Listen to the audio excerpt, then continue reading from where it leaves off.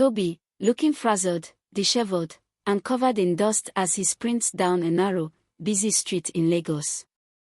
Behind him, we hear loud yelling, and a large, intimidating security guard is hot on his heels, waving a rolled-up stick. The chase is tense, with Tobi barely dodging pedestrians, jumping over open drains, and weaving through traffic, all while clutching a small takeaway plate in his hand.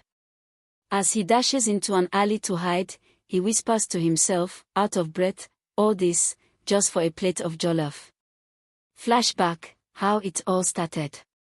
The story rewinds to the previous day. Tobi, a young, broke university student, is scrolling through social media in his tiny, shared hostel room.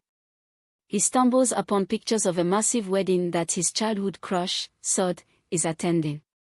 The photos show tables overflowing with food, stacks of cash being sprayed, and, most importantly, enormous pots of the famous Nigerian party jollof rice. The aroma practically wafts out of the screen. A little voice in his head says, "I need that jollof." But it's not just the food, he also wants a chance to impress Sade, whom he hasn't seen since they were kids. The problem? He's not invited.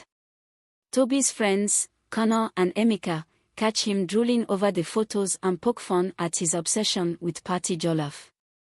Tobi convinces them to help him crash the wedding, hyping them up with promises of the best jollof in Lagos. They laugh it off but eventually agree, more excited about the free food than the romance angle. With only an old, mismatched suit and his dad's ancient tie, Tobi and his friends prepare to make an entrance at the event. Connor, who has some questionable connections, manages to secure the exact venue location. The next day, Tobi and his friends arrive at the grand, upscale wedding venue. They're immediately overwhelmed by the luxury around them, fountains, chandeliers, and a red carpet lined with celebrities, all decked out in designer clothes. Tobi, feeling nervous but determined, takes a deep breath, adjusts his tie, and reminds himself of his mission, to get the jollof. As they try to blend in, they're almost turned away at the entrance by a suspicious usher. Quick on his feet, Connor lies, claiming they're relatives from the groom's side who flew in just this morning. The usher hesitantly lets them in, and they slip inside, relieved but tense. The three friends split up to blend in with the crowd. Tobi spots Sade across the room, laughing with friends and looking stunning. For a moment, he's spellbound, but then the smell of jollof wafts through the air, pulling him back to his primary goal. Tobi heads toward the food area, but there's a long line. He anxiously waits, heart pounding, but then disaster strikes. The servers announce that the jollof has finished, with only a few plates left for VIP guests.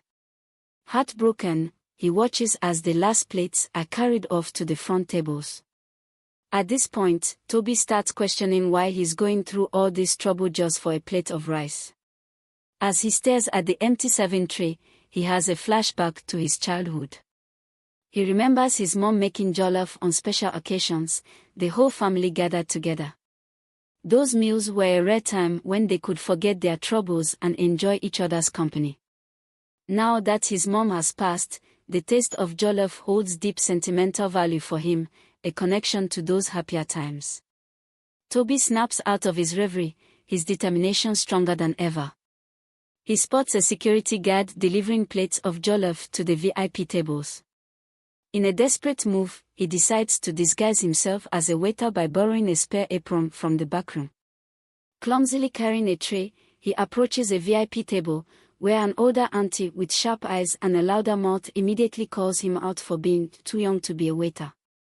Panicking, Tobi stammers and nearly drops the tray.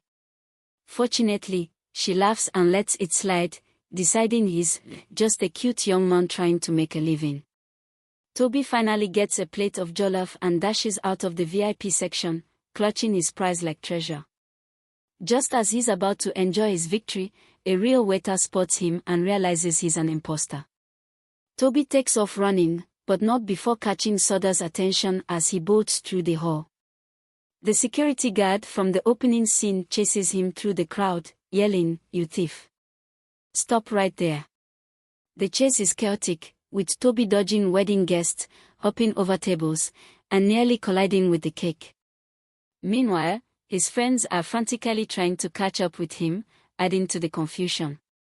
After an intense chase, Tobi is finally cornered outside the venue, with his plate of jollof still in hand.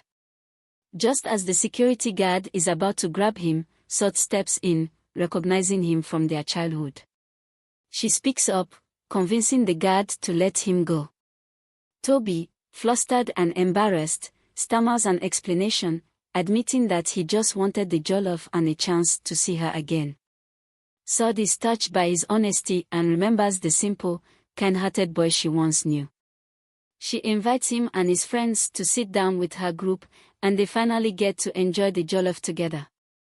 As they eat, Tobi tells Sade about his memories with his mother and why the taste of jollof means so much to him. The scene is heartwarming, showing how food can bring back memories of loved ones and how sharing a meal can bridge gaps between people. Sade and Tobi reminisce about their childhood, and there's a hint of romance between them, making the story feel complete. As the wedding winds down, Tobi, Sade, and his friends say their goodbyes. He's grateful for the adventure and the unexpected reconnection with his childhood crush. As they part ways, Sade surprises him by suggesting they keep in touch, hinting at the possibility of a future together. The final shot is of Tobi and his friends walking home, laughing about the wild day they just had. Tobi takes a last look at the venue, a smile on his face, as he realizes he got more than just a plate of jollof. He gained an unforgettable experience and the warmth of reconnecting with his past.